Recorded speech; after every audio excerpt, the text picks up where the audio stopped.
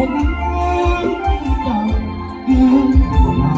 เป็นดอกจอมควันสาวบ้านนาเมืองก็จบห้องใจห้องน้ำยาสมคำกล่าวหวานสมเป็นดอกไม้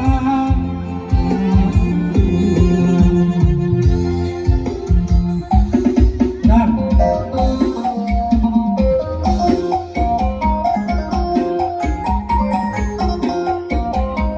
โอ้พ่อสวยมากพี่สาว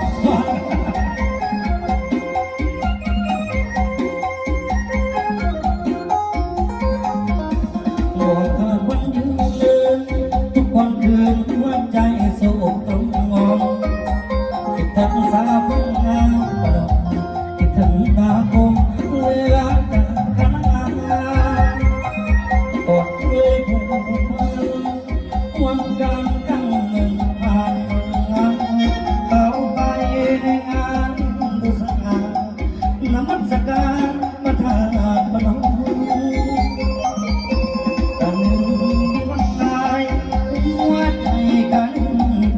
สั่งเอาที่ตั้งใบหน้าต้องอยากที่ตั้งบ้านที่เคยสุขสมคิดว่าตะวันเมื่อคำเราเคยดังนางงามตาโมปล่อยตากระดูกในคืน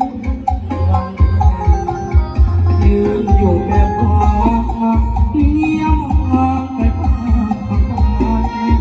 หัวใจอันรักยังมันหัวที่ทะเลาะหัวที่ความบางหันเดินอยากไปหามาแก้วตาด้วยตัวเอง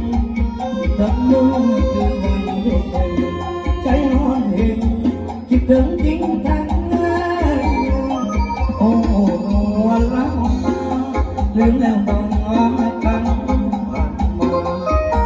น้องจังงามบอกเรื่องราวทักดีนะมาอยากให้ได้ด